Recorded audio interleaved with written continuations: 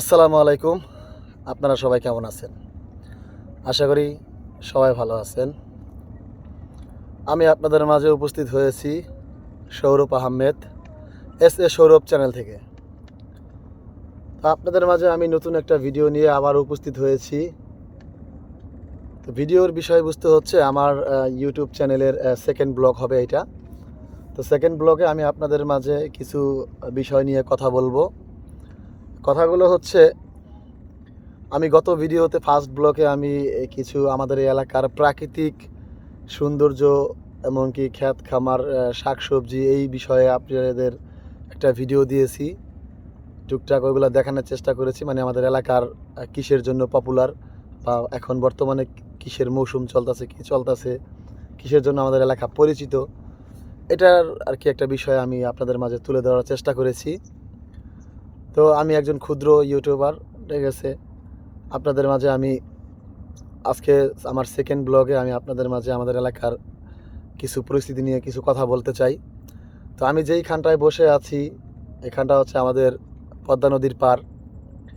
পদ্মা নদীর পাড়ে দেখতেই পাচ্ছেন আশেপাশে নদী ভাঙা একটা এলাকা, বিপর্যস্ত একটি এলাকা।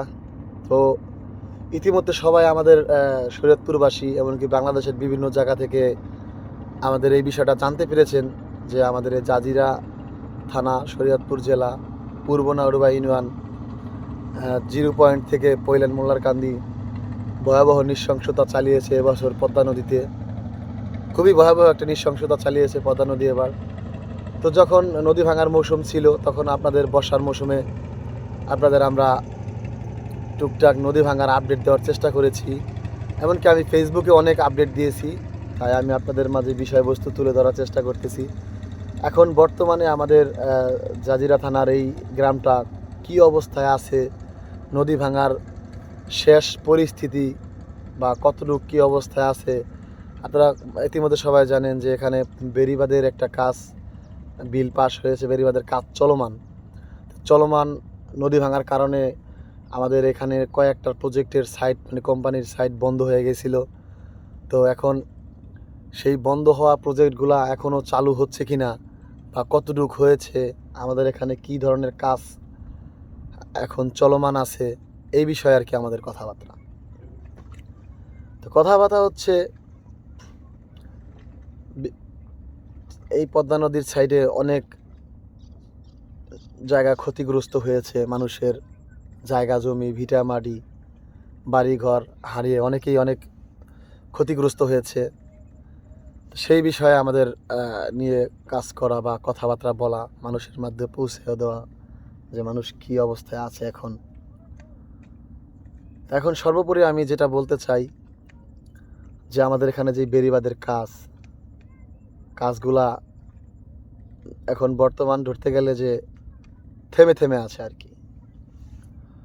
যেহেতু এখন পানি কমে গেছে নদীতে, সেই নদী ভাঙার যেই ভাঙার অংশ বিশেষটুকু অনেক অনেক জায়গায় জেগে উঠেছে। তো সেই জায়গায় আমরা আসলে আমাদের বাপদাদার ভিটামাটি, অনেকের এলাকাবাসীর অনেকের স্মৃতি জড়িয়ে আছে অনেক, সেগুলো আমরা দেখতে পাই। দেখলে হয়তো আমাদের ভিতরে অনেক কষ্ট লাগে। তা আমি যেখানে বসে আছি, খুব নিকটে আমাদের এখানে পদ্মা সেতু। তো পদ্মা সেতু এরিয়ার কাছে আমরা একটা অবহেলিত একটি গ্রাম, এই গ্রামে আমরা বসবাস করি। বর্ষার মৌসুম আসলে আমাদের ভিতরে আতঙ্ক চলে যে আমরা কোথায় যাব, কি করব, বাড়িঘর নিয়ে কোথায় যাব, এই বিষয়ে আর কি খুব টেনশনে থাকি আমরা। এখন আমার সর্বোপরি কথা হচ্ছে, আমাদের এখানে যদি এখন এই পানি কমার এই মৌসুমে, মানে উনা সিজন বলে যেটাকে আর কি, এখানে যদি বেড়িবাঁধের কাজটা চলমান থাকে, তাহলে হয়তো আমাদের এই এলাকাবাসী একটা স্বস্তির নিঃশ্বাস ফেলতে পারবে। আগামীতে তারা বসবাস করার জন্য বা এই এলাকায় থাকার জন্য একটা নিশ্চয়তা পাবে। যদিও সর্বোপরি সব ক্ষমতা আল্লাহ তাআলার কাছে। আল্লাহ তাআলা যদি না চায় যে এই এলাকা রাখবে না বা এই অংশটুকু রাখবে না, দুনিয়ার কারো ক্ষমতা নাই যে সেটা বাস্তবে রাখার ক্ষমতা রাখে। তো আমরা সর্বপ্রতি আল্লাহ তাআলার উপর বিশ্বাস রাখি যে না, আল্লাহ তাআলা আমাদের নিরাশ করবে না। তবে যে কোনো কাজেরই একটা উছিলা লাগে।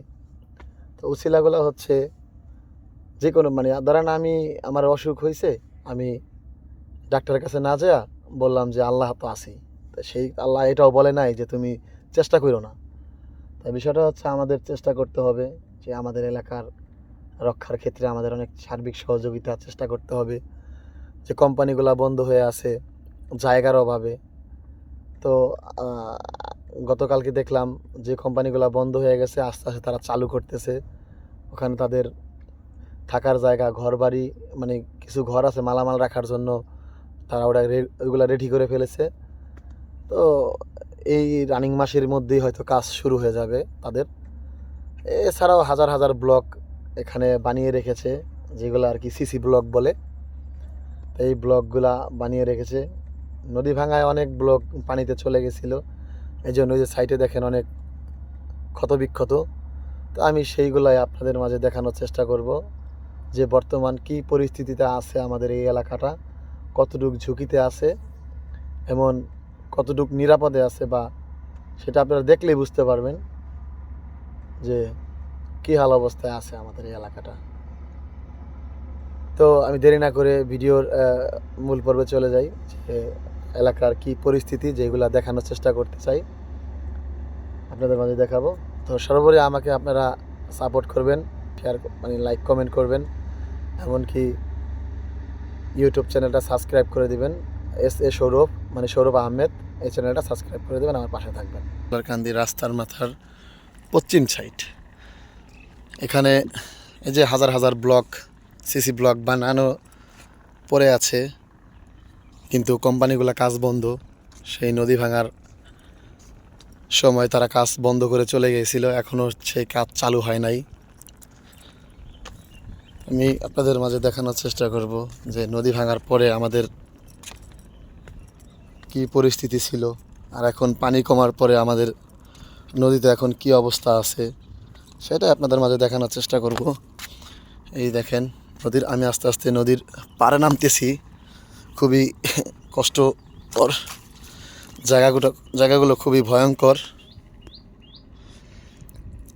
জায়গাগুলো খুব ভয়ঙ্কর। এই ব্লকগুলা তারা ফালায় নাই, প্রাকৃতিকভাবে নদী ভাঙার কারণে এই ব্লকগুলো পড়ে গেছিলো, সেইগুলা সেইভাবে আছে এখন। দেখানোর চেষ্টা করতেছি, এখানে যে অনেক গভীর, তো পানি অনেকটাই কমে গেছে এখন। যেহেতু আমরা পানি কমার কারণে একটু ভালো অবস্থায় আছি, যে 7-8 মাস আমাদের আর নদী ভাঙার নিয়ে চিন্তা করতে হবে না। তো চিন্তা কিন্তু আমাদের মনের মাঝে থেকেই যায়, সেটা হচ্ছে যে বেড়িবাঁধের কাজ আদৌ কি সম্পূর্ণ হবে, মানে একটা প্রশ্ন আমাদের ভিতরে থেকে যায় যে আদৌ কি আমাদের এই বেড়িবাঁধের কাজ সম্পূর্ণ হবে বা কত সময় লাগতে পারে, সেইটা আর কি আমাদের ভিতরে একটা প্রশ্ন থেকেই যায়। তো আমি আপনাদের মাঝে একটা সাইড দেখাইলাম, এখান থেকে আবার ক্যামেরা ধরি, এই যে এখান থেকে দেখলে বুঝতে পারবেন যে কি পরিস্থিতি। এই যে একটা ভাঙাচুরা যে দৃশ্যটা এখন, এই যে বেড়িবাঁধের কাজ রাস্তার পশ্চিম পাশে বন্ধ হয়ে আছে, এখন আদৌ এই বেড়িবাঁধের কাজ কত বছর লাগতে পারে সেটা আমাদের মাঝে প্রশ্ন থেকে যায়। আবারও সামনে বছর বর্ষা আসবে, নদী ভাঙবে, আবারও আমাদের মাঝে কান্নাকাটি চলবে, মানুষের ঘরবাড়ি বিলীন হবে, আতঙ্ক থেকেই যায়। সর্বোপরি আমরা চাই যেন আমাদের এই বেড়িবাঁধটা দ্রুত হয়ে যায় বা দ্রুত কাজ করা হোক, এটা আমরা সবাই চাই। তখন আমরা তো সাধারণ পাবলিক, আমরা তো ওইরকমভাবে কিছু করতে পারি না যে এই কাজের গতিবিধি। যদিও আমরা এক সময় বেড়িবাঁধের জন্য আন্দোলন করেছিলাম, মানে নদী ভাঙার সময়, তো সে আন্দোলনের প্রতিফলন আমরা পেয়েছি। আন্দোলন করাতে জিও ব্যাগ আসছিল, আসার পর আমাদের কাজ চলছিল মোটামুটি। তো এখন যেই সাইটগুলো বন্ধ আছে, অতি দ্রুত যদি এই সাইটগুলো চালু হয়ে যায় তাহলে হয়তো আমাদের এই নদী ভাঙা জন্য আমাদের স্বস্তি আবারও ফিরে আসবে আমাদের প্রত্যেকটা ফ্যামিলিতে।